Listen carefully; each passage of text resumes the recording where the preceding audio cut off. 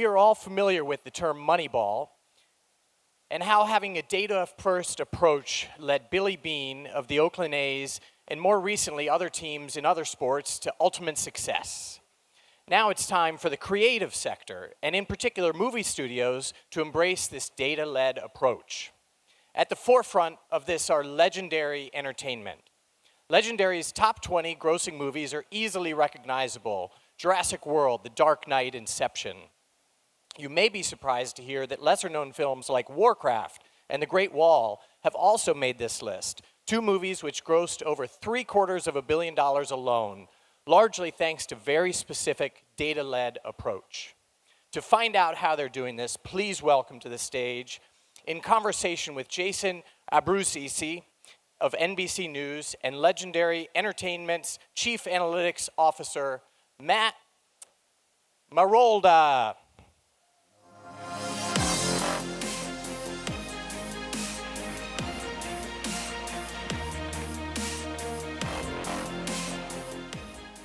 All right, so I think we heard from the introduction. I think most people think of data analytics, they think of sports. Matt, you're doing movies, but you come from the sports world. Let's start with what got you into the data analytics world and how you ended up at Legendary. Sure. So real quickly, I was doing Moneyball type activities in professional sports.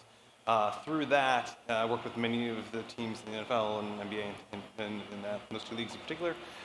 One of the owners of the Steelers was, and not the Rooney family, but a minority owner, is the founder and CEO of Legendary.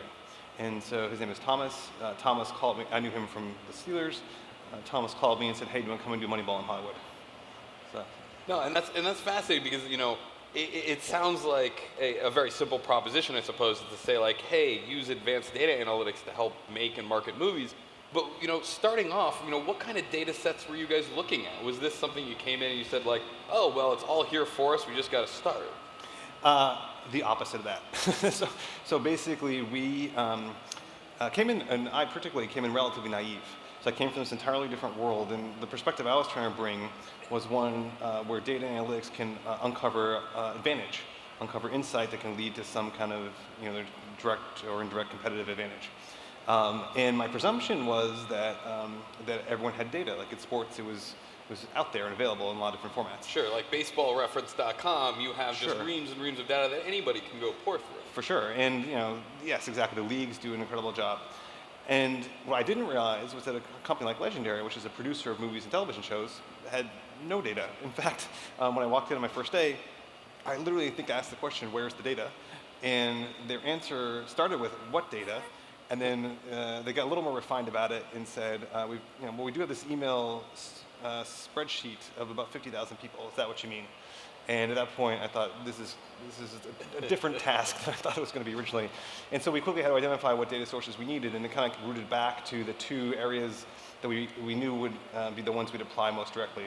The secondary one, effectively, was informing the creative process, meaning providing a different perspective to what types of movies are selected, the casting that might go into those movies, the release dates, all that stuff. That was very much an input into an existing process that we were providing new information for.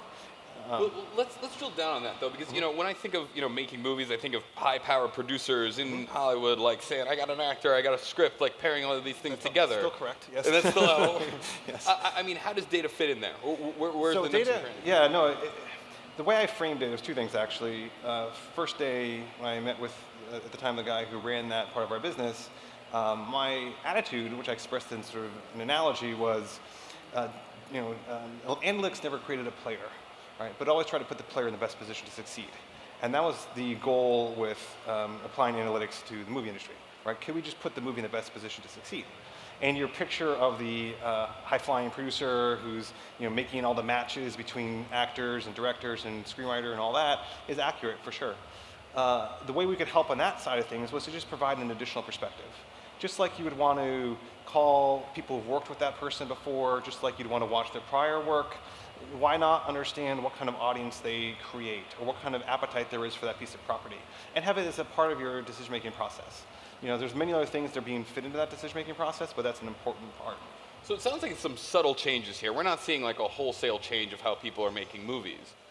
But I guess, talk to me about what are some of the most significant changes since you started that you have seen in how people either make or market the movies. The marketing, I think, where the real significant changes are happening. So on the, I think on the front end, that's the slower evolution, understandably so, because it is a creative process. On the back end, so if you think about movie conception all the way through to marketing, there's a lot that happens in the middle, and we get involved in there to a lesser degree, but involved. But really, where we hit, our stride is in the marketing side. I mean, there, the evolution is really turning to a revolution in terms of the acceleration, using analytics throughout a campaign, right? We always used to joke, back in 2012 or so, that it was always a spray and pray strategy, meaning spray the population with TV ads and pray they go to the box office. Our approach was, could we construct audiences that were much more specific and, frankly, qualified, and a higher probability audience that we could then direct media toward. And so the steps we went down there were much more aggressive to find ways in which we could disrupt how that traditional approach had been. Now again, we wanted to still feather in to the overall, right? So it's not to say that TV advertising is bad. In fact, it's actually quite effective in the right kind of context. But rather, can you bolster it? Can you, maybe even flip the order and have some more targeted digital type activities lead the charge for certain types of movies? Of course, for big movies, you always have TV at the front. And so that's where I think where the real immediate revolution has been. Sure. And they referenced a few particular movies before we came out here, and one of the ones that stood out in my mind is Warcraft in particular. Sure. Now, this is a movie that did not do terribly well in the U.S., did extremely well in China. It was a monster in China, made a ton of money. Did you guys know that was going to happen ahead of time? Was that something you guys kind of... We did have a good read on that, yeah. So we knew that from the beginning. We knew that the market in China for that movie was more ripe, for sure. And we acted accordingly. So we took action to have a very targeted campaign to find very specific individuals in China at a mass scale who had a predisposition to the movie. And we were able to demonstrate significant ROI on our media spend there. But no, we definitely had a strong understanding of how the movie would play and where it would play. Now that sounds particularly advanced, like being able to forecast audiences and groups of people in China. Walk me through how you went from no data to that, and what kind of data are you guys now really excited about? What's the stuff that you're really going for? Sure. So in China in particular, there we have great partnerships with large media companies that enable us to access some of their data for the purposes of marketing in very legitimate ways. I mean, it's all very upfront, but it does provide an incredible opportunity to be able to be much more precise. So the kinds of data we always get excited about is any data that helps us understand conversion, meaning when people actually buy, say, a ticket to a movie or watch a television show. And that's very hard data to come by, but that is the most sort of deterministic, literally. That actually helps us be the most predictive when we take our actions. Absolutely. So some of the other things I hear when I hear data and entertainment is Netflix in particular, yep. and to a similar extent, Amazon Prime. Now, it's interesting because these things are like black boxes. We don't know what their data is, but we know they have a lot of it, and that supposedly it's the special sauce that helps them create stuff. Are you sold on that? And are we going to a future where companies are going to be very guarded about the data that they are able to collect? So there's a real broad question and a more specific question. On the real specifics, certainly Netflix and other over-the-top providers like Amazon, Hulu have incredible data and can use that data, and capitalize on it. The degree to which they do that, I'm not necessarily privy to. We actually have shows, I think, on all of those over-the-top platforms, but yet we don't receive much data back. So it's hard to know exactly, what they're looking at. We just get the check and the renewal, hopefully. And so in terms of the bigger picture, I think these walled gardens, like a Netflix, like a Facebook, companies like that do have data they collect on a proprietary basis, they do have a unique advantage. The fortunate thing for us, it was really coincidental but fortunate, was that the data that we had to go acquire, we knew we had to get because we weren't taking those kinds of actions that would generate first-party data. Right, so we came at it from an entirely different perspective. Right, we needed to find every way we could, and it forced us to be very creative in how we sourced data and used it to be able to not even replicate or mirror, but to take a different approach to what they were doing in terms of being able to identify audiences, understand where the likelihood of success might be. Interesting. And so now you guys are part of Legendary, but you work with a lot of the other studios, right? We work with others, yes. Yeah. So talk to me about how much embrace is there. One of the great things about the Moneyball story was everybody thought that they sucked and they were it wasn't going to work, and then it worked. But is the industry starting to warm up to this kind of stuff? It's interesting. Certainly yes. I've observed, at least whether it was in sports or here or anywhere else, especially when there's a relatively small market. So sports, obviously, definitionally, teams and leagues are kind of like markets. Here in Hollywood, it's relatively speaking even smaller than that, right? There are 6 major studios. And I'm not going to apply this as rigidly as I would to say teams, because it's a smaller number, but usually it's a third, a third, a third. A third might be very early adopters and aggressive and sort of be willing to take the risks, and that can stem from a lot of reasons, or it could be from success, it could be from nothing to lose kind of thing. But then there's another third that sort of sitting back and watching how the first third go, and then the last third are maybe a little slower to adopt for, again, maybe whatever reasons. So I think that sort of a third, roughly speaking, is carried through. And I think Hollywood's well on the curve up, but it's still not. Where sports, I think, is getting more to a sort of a asymptote, right? People are kind of getting to the point where most teams are now at that level. I think Hollywood's a little further down that curve, just a little bit. Let's talk just a little bit about casting. So you said that marketing is a big part, but there's also a certain amount of data analytics you can do around particular actors and actresses. What does that look like, and are there any kind of like surprising takeaways that you've found when studying data around particular people, particular movie stars? Yeah, so there again, what we're trying to do is identify and understand where we can add value, right? And a perspective we would always want to take is, are there certain actors that either fit better in this role, that have a certain audience, they bring a certain either even tone or sort of hue they might put over the whole project. And so we use analytics on all those fronts, try to understand again what kind of audience they might have, what kind of sort of tone they might create, and how well they might fit. But again, I want to be clear, those are again inputs into other parts of the process, right? The director and the actor have to be simpatico, the producer has to like both of them. There's a lot of pieces of the puzzle, but I think the way that I think I've seen it work the best is if there are a set of choices, and there often are, right? There may be a set of choices where we say, hey, we're down to our final 5 or 6. And these can be 5 or 6 that everyone in this room would know, but there's 5 or 6 people, and all of them on their surface might be a good choice. And as you're vetting and trying to funnel down from the 6 to the 2 to the 1, what are factors we can incorporate in there, and things that maybe a producer might not be as aware of, or what we try to bring to the table, like again, audience or potential box office draw. Got it. Yeah, because one of the examples I've always heard is that Matt Damon does really well in China. But that doesn't necessarily give you the answer, like just make a movie with Matt Damon and put it in China, though. No, that's a very dangerous strategy. Yeah. And I think that's sort of some of the apocryphal stories you might hear about, maybe an over-the-top player like a Netflix might do. I don't think they actually act this way exactly either. I mean, there is an element to try to understand, hey, is there an actor that does fit better in this particular project, maybe for different reasons, whether it's geographic in terms of where you might get success or not. But you would never want to construct a project that way. We've never actually done that. I think it's very much about, is we've got this sort of portfolio of choices and different options, how do we funnel down to the ones we really want to take our bets on? Is I think a better application of where analytics in. So people shouldn't be too worried that like the creative process of Hollywood and everything we love about it is suddenly just going to be entirely digitized and we're going to get 8,000 more Avengers films. Definitely not. But I do think, well, I can't guarantee that. but what I can say is that from the perspective of how bets are made, right? I mean, at the end of the day, it's like a private equity fund or a venture capital fund, right? Where you have capital you're deploying and taking certain bets, and there are certain bets that are very small.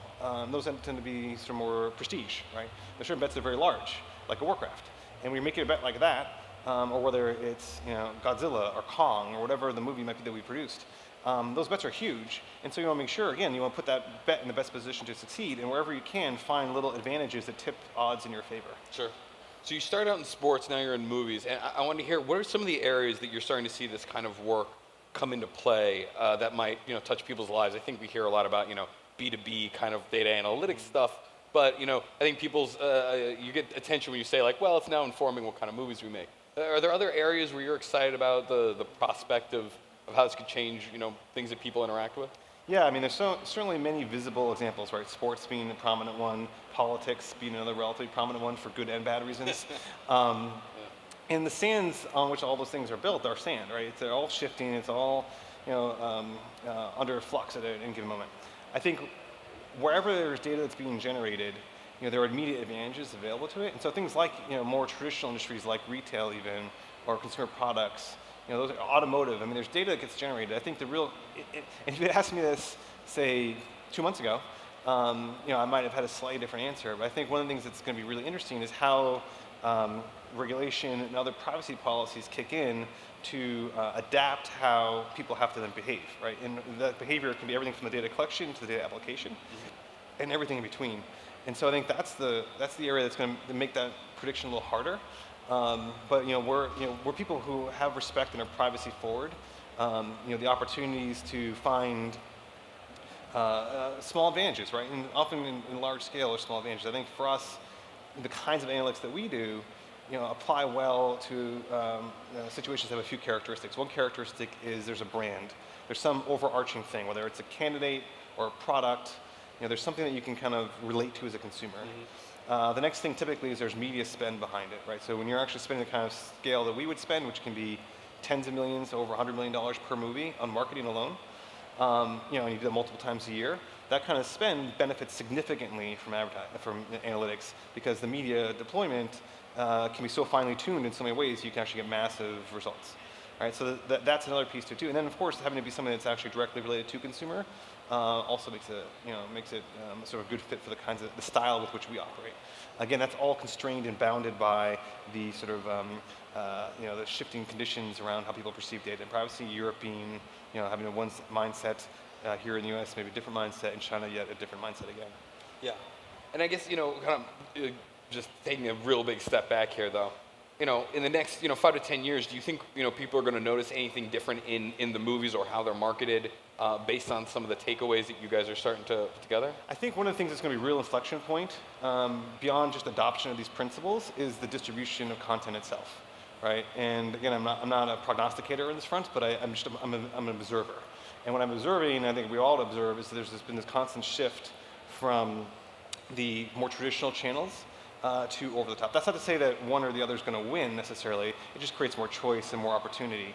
And over the top, by the way, would be things like a Hulu or a Netflix. Things where a consumer can directly go to the content and consume it themselves. YouTube would be in that category, as opposed to having to go through intermediaries like a television network or maybe an exhibitor like an AMC Regal. They're all great and they all will have their place.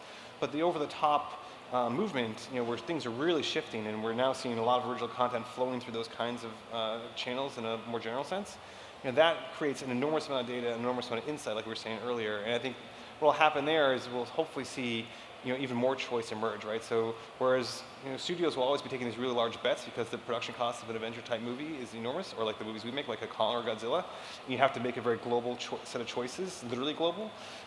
These over-the-top things allow even producers like us or others to produce more sort of smaller, esoteric content that may be more bespoke to smaller audiences, but that's great because you can get the economics to work, and that's where the kinds of analytics we do kind of really kick in, is to be able to find those opportunities within those smaller audiences to create what you as an individual might find to be really compelling content that might not be broad scale. That's good to hear, because I think that there's been a little bit of skepticism out there about, like, are we just going to these tentpole things and sequels and things like that.